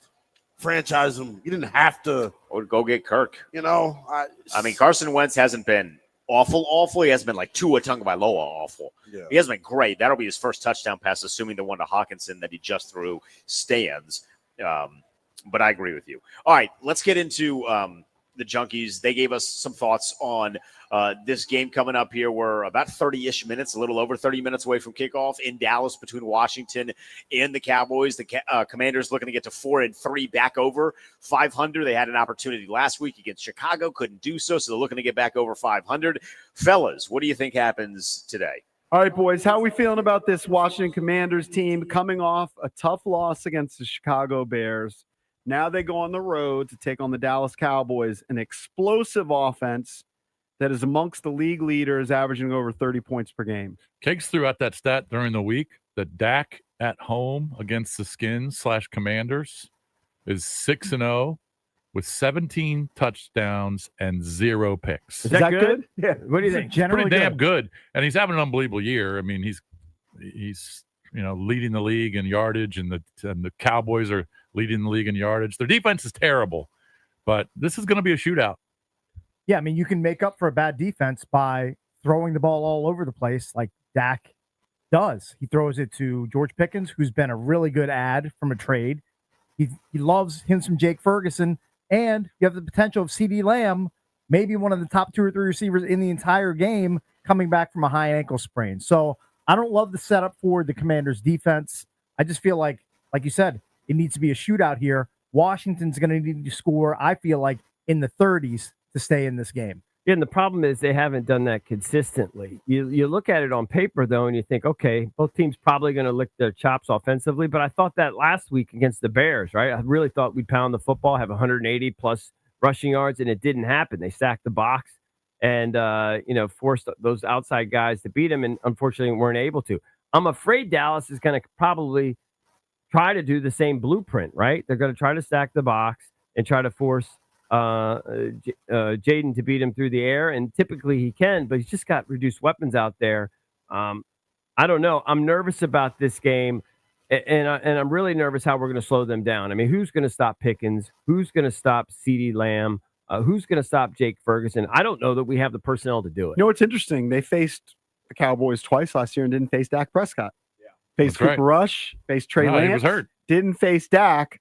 He has that history of success. I think the best game plan, and earlier in the week we talked to Scott Abraham about it, I agree with him, is pounding the football, try and dominate the clock, keep them off the field. What are you doing? They have, 8 or 9 guys in the box, though, and it's just unsuccessful. You're going to have to pass.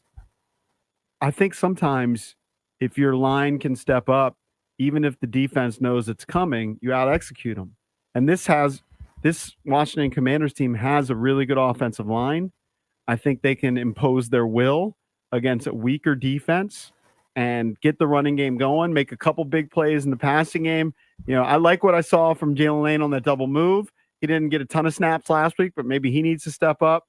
I think Washington can get this win, even though, look, they're favored, by the way. We've been acting like doom and gloom this week. They're favored. It's a coin flip. I think it's going to be a close game. I'm going to take the Commanders 28-27, which is what happened against the Steelers last year, which they lost 28-27.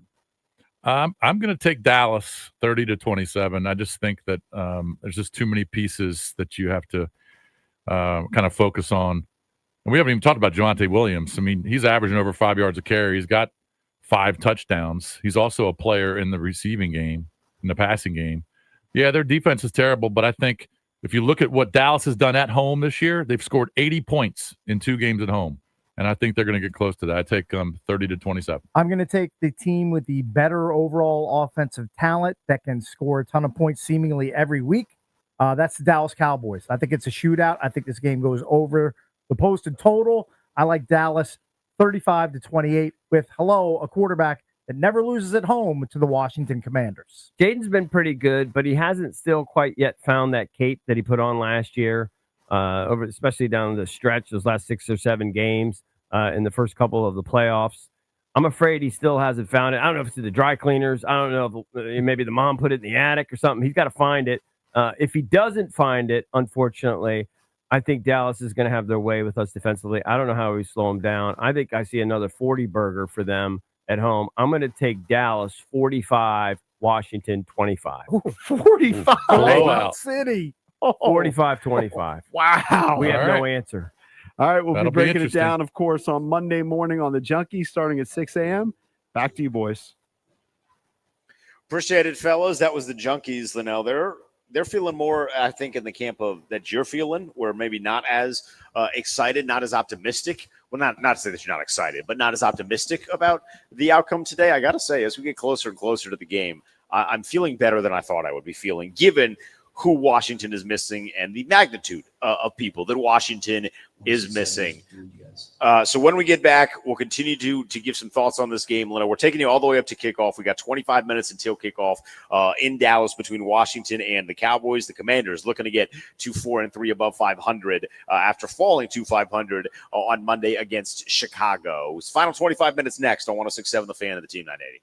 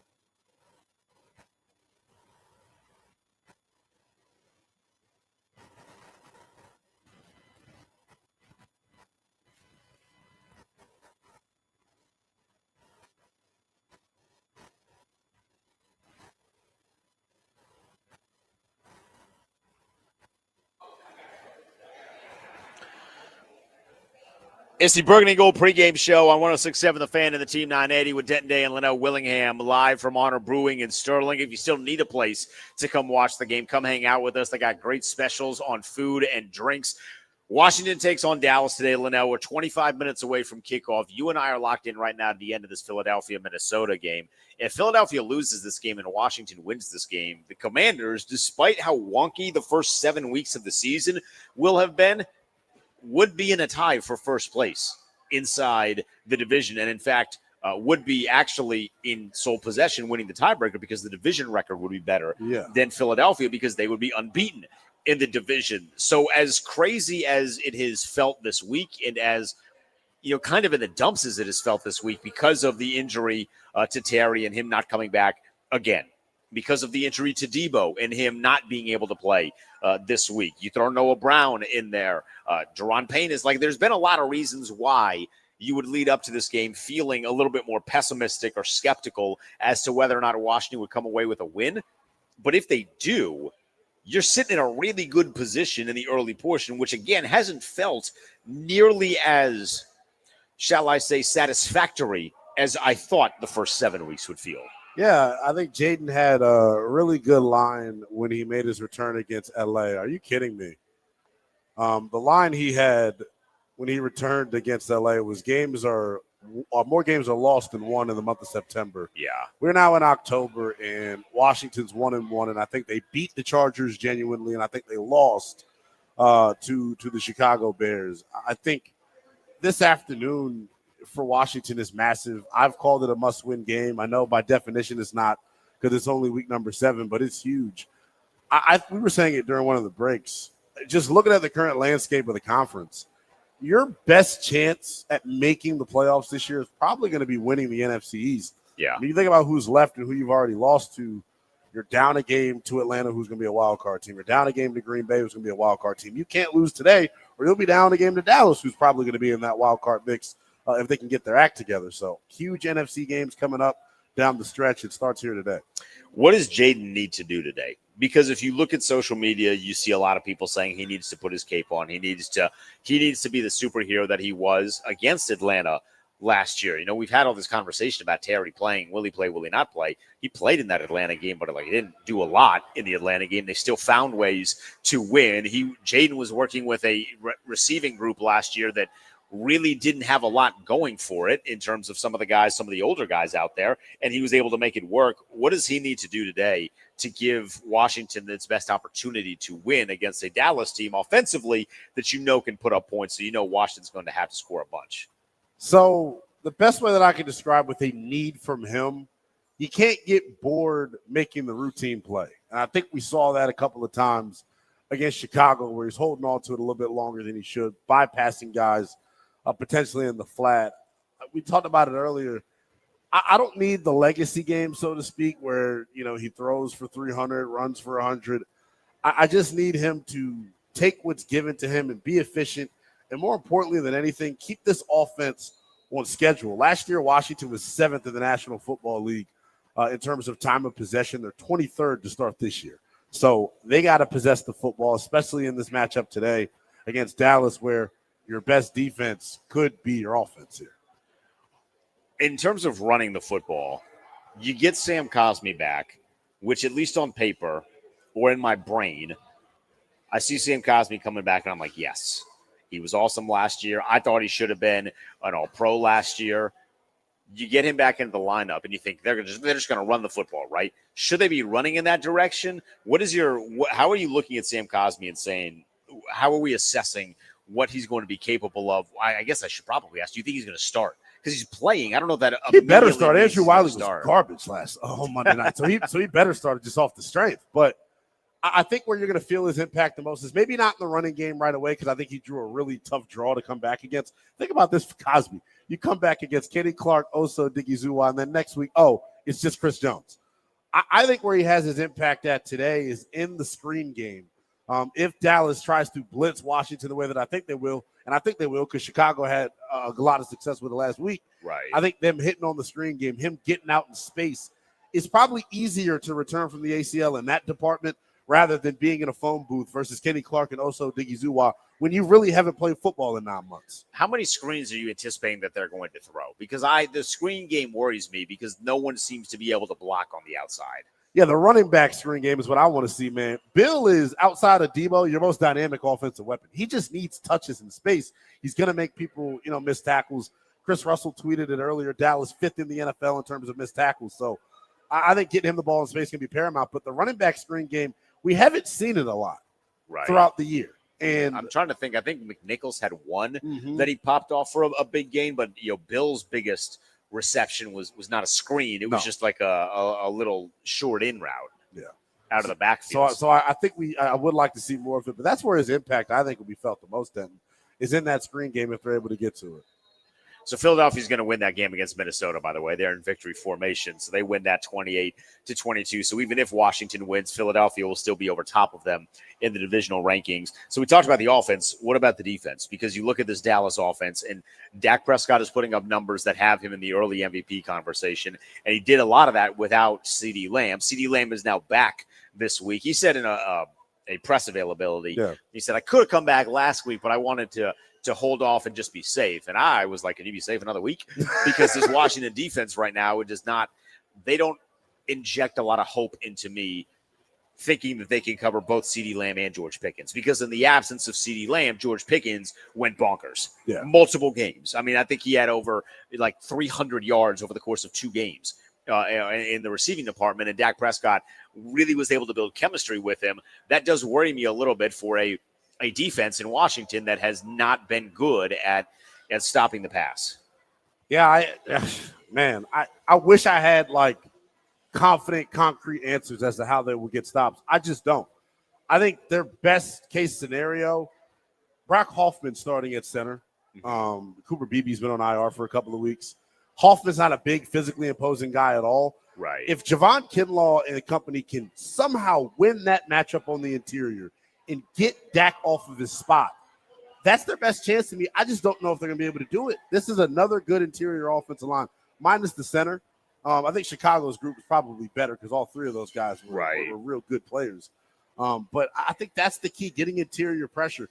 I don't expect Dorrance Armstrong to have much of an impact because of the injury. Von Miller, his 3.5 sacks, they're second on the team. It makes me want to throw up. He has been so non-impactful throughout this year. And I get it. He's supposed to be a situational rusher. The most impact he's had this year feels like he's every Tuesday at 8 a.m. with the Junks. Like he hasn't done much this year, man. And it's frustrated me because I remember being on overtime that night when he got signed. And I was jumping out the gym, super duper excited, getting a first ballot gold jacket guy. He just hasn't made an impact. The time is now for him. Please do something for us. I mean, this is the day, if there has been a day, to turn the clock back 10 years. If you get 2015 version of Von Miller, holy hell, we're going to be jumping out of the brewery here at Honor Brewery in Sterling, right? Because that is the version, not that anyone thought he was going to be that version. I don't think if you thought Von Miller at 36 was going to be a 20 sack guy, you're nuts. I mean, you're on something passing our way, right? But it would be nice knowing that Dorrance Armstrong is hurt, and you don't really have a lot of other options. Javonte Jean-Baptiste has been okay, but you didn't do a lot in terms of getting other guys. Preston Smith, I'm good. He can't run. Yeah. He's also old. Preston Smith was horrible on Monday night. He was not good on Monday night. If it wasn't the worst game of his recent couple of years, I am frightened of what was worse because he just wasn't good. Yeah. So they need a guy like Von Miller. I know he's 36 and he's old, but you got to be a young man for today. Yeah. And you got to get after Dak Prescott. And that also means for Washington, like if you get an opportunity at Dak Prescott, you got to tackle him. Yeah. Because when you and I have been sitting here watching this Minnesota and Philadelphia game, and what we've seen in Minnesota and Philadelphia is that Minnesota is getting at Jalen Hurts, not tackling Jalen Hurts. Yeah. I'm going to lose my mind if Washington finds themselves in that same position only against Dak Prescott today. If they're getting to him in the backfield, but they just cannot corral him and bring him down, that cannot happen. If you get your opportunities, you need to capitalize on those opportunities. Yeah, the tackling is going to be huge, getting ball carriers to the ground. I think it's crazy because Grant and company, I think it was Grant that talked about Dak not being that good as a scrambler. I think he can hurt you that way. He just doesn't look to scramble. Like Exactly. that's the thing about Dak that is always even over the course of his career. It's not that he's not mobile. He just always keeps his eyes down the field. And when you got now George Pickens and CeeDee Lamb, those guys can play backyard football.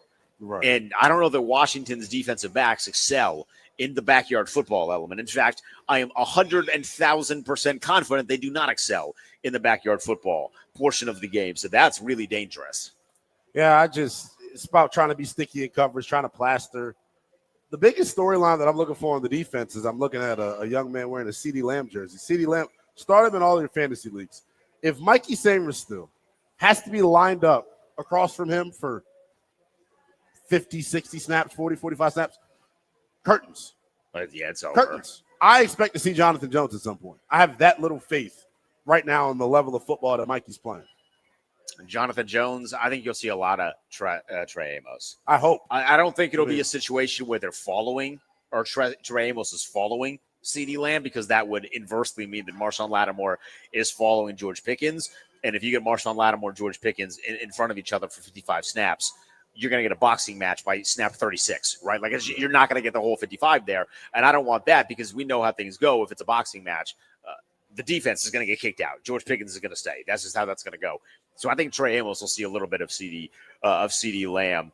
When we get back, we'll give you our full predictions. We'll give you some players to lock in on. Could Trey Amos be one of the players to lock in on? He's Lynnell Willingham. I'm Denton Day. 12 minutes from kickoff in Dallas between Washington and the Cowboys.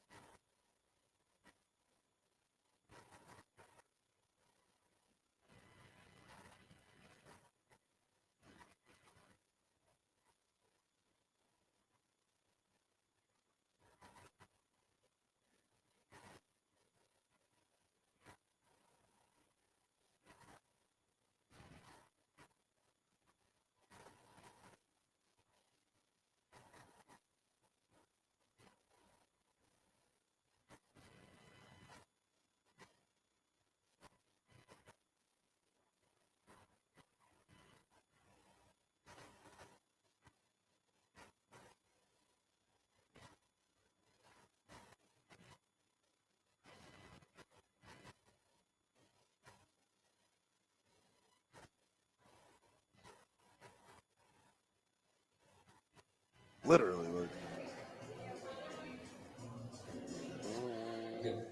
Yep. It's the Burgundy Gold pregame show. Denton Day and Lynnell Willingham under 10 minutes from kickoff in Dallas for the Commanders and the Cowboys. This is a big one for Washington, Lynnell. Not quite a must-win, but I think you said this earlier, it's a season-defining game for Washington. If you win this game, all is right because we know, understanding, they don't have a lot of their top weapons. So if Jane Daniels can go in and win a divisional game without Terry, without Debo, without Noah Brown, you feel a lot better about yourself at 4-3 versus if you can't, you're now 3-4. You don't know when these guys are going to be coming back. Yes. And then you're in this pattern of holding, especially because the Kansas City Chiefs just completely blew the doors off of the Las Vegas Raiders. They are fully healthy, and now you play them next week. So this is a really important game for Washington that they got to come away with a win. And you want to stay undefeated within the NFC East as well. I've said it a couple of times here throughout the broadcast.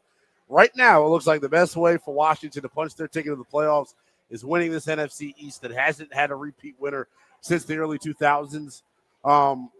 You know how I get as we get closer and closer to kickoff. Darius is here with us today, so he gets to see my freak out.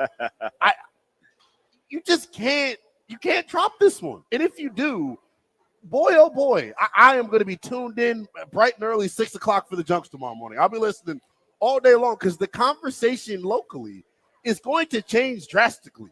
Yeah. And I know, Darius, your show that you normally produce, G&D, Grant this week, you hear that? That was the door opening for Adam Peters' criticism in terms of why this season has gone the way that it has. I go right back to the construction of this roster. They didn't go out and spend the big-time money that they had. You could use some help at wide receiver. Devontae Adams had 3 touchdowns today. Wouldn't you love to have him part of this thing? You know what I'm saying? DJ Reed has been pretty damn good for the Lions to start. I know he's been nicked up, but help in the secondary. They just didn't spend money, and they look like the oldest team in football. Hopefully they don't today. Yeah, that age thing has been a real tough pill to swallow for me over the course of the early portion of the season and the offseason. Before we give our official predictions, Lynnell, let's give our Baldinos a player to lock in on. Baldinos Lock and Key is your hometown security team for auto keys and fobs, baldinos.com. Who are you looking at? I think I have 2 players, so I'm going to give you one for offense and defense, but I'll let you have the floor first. Who are you locking in on? Yeah, starts with me on the offensive side of the football, and I know we have not used him yet this year. It's Jaden Daniels. He has to be the vintage. It has to be a vintage Jaden Daniels performance. He has to be the guy that we saw down the stretch. I'm not asking for full-blown Atlanta where he put the team on his back totally, but, give me the Philadelphia game. He also put the team on his back. Basically, it's what he's got to do here this afternoon, man. You're down wide receivers. I know we don't like the idea of him having to put on the cape because we associate that with a bunch of runs, and that's how he gets hurt potentially. But you got to do what you got to do, Slim. What did Denzel Washington say? I'm leaving here with something. He's got to leave AT&T Stadium with a piece of the Cowboys' ass. And hopefully a W in the process. So you and I are on the same page. I was going to go Jaden Daniels, too. Yeah. This is a Jaden Daniels game, but it's also a Cliff Kingsbury game. I think those two are very much in lockstep. It's been one of the best things about the last year and change, right? Those two guys have a good relationship, and they're on the same page. It feels like almost all the time. They need to be in lockstep. Jaden is going to need to play the best game of his season so far, and Cliff Kingsbury is going to need to call the best game of this season so far. You have to be able to make more with less because right now you are operating with less. So I think Jaden Daniels is who I'm locking in on offensively. Yeah, I think it's a smart play. We just gave you all the reasons why. Here's the thing, too, what was so nasty about last week. Throughout the course of his career, and I know we don't have a huge sample size, but last year in particular, he was his best in those late game moments.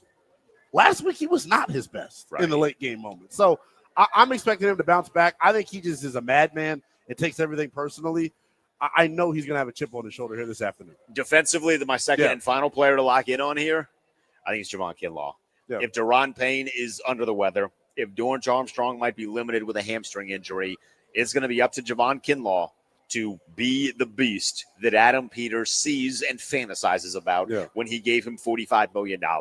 Javon Kinlaw's been good this year. I think we can all agree on that. The first 6 games for the Commanders, he's looked really good. I need him to be great today. If he is great, I think that gives Washington a really good opportunity to come away with a win here. And now is the time, Lynnell. Yes. It is the money-making time. I want your prediction. If you have any wagers on this game, I will take those as well.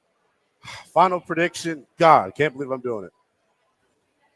They haven't lost 2 in a row yet. Give me Washington in a lower scoring game than maybe we were anticipating. Whoa, hey, easy now. Well, I know. 27-24, though. Does that help you out? I think I missed with that. I think you missed. I got the over in this one. I bet the over early this week. I was like, hey, Washington can't stop a lot of people. Dallas can't stop a lot of people. So I'm on the over. I do like the Commanders, though. I like the Commanders 31-28 in this one. I think they get it done. There's been so much made about the bad for Washington. I think we're going to see a lot more of the good for Washington. Yeah. The good is going to come in the form of Jaden Daniels. The good is going to come in the form of the run game being significantly more efficient and significantly more dominant than it was against Chicago. I was hoping for much more against the Bears, and it really wasn't that. So I'm thinking the run game is going to be spectacular, and either Luke McCaffrey or Jalen Lane or Ben Sinnott, take your pick at whoever, one of those 3 guys is going to have the best game of their young career. That's going to happen today, and that's going to help propel Washington to a position of victory. I do have a couple other plays on this, Lynnell. Yeah. I am riding Ben Sinnott. Anytime touchdown at 13-1. I think anyone should this. If not now, when? I know Zach Ertz is playing, but Zach Ertz isn't fully healthy. He was questionable for a majority of this week. If not now, when on Ben Sinnott? I like Ben Sinnott to have a big game, and I could not find a Jeremy McNichols rushing prop. I was very upset about that. I think McNichols is going to have a big game. FanDuel sucked today. They didn't have Chosen Anderson available. They didn't have Jeremy McNichols available. It's almost like Vegas doesn't know anything about the game. You think of Chosen Anderson getting in the is it Chosen Anderson or Robbie Chosen? Oh, sorry, Robbie Chosen. But on Madden, as I was using them last night, they called them both. Interesting. It's disrespectful, honestly. I think Robbie Chosen could have a big game as well. If Robbie Chosen has 3 catches today, I would call that a successful day. I think he's the guy that can stretch the field for him today. I think you are right. All right, it's game time. We are back at halftime on Twitter and YouTube. We'll be back on postgame on Twitter and YouTube as well. Enjoy the game. Next time we see you, hopefully we are sitting here happy.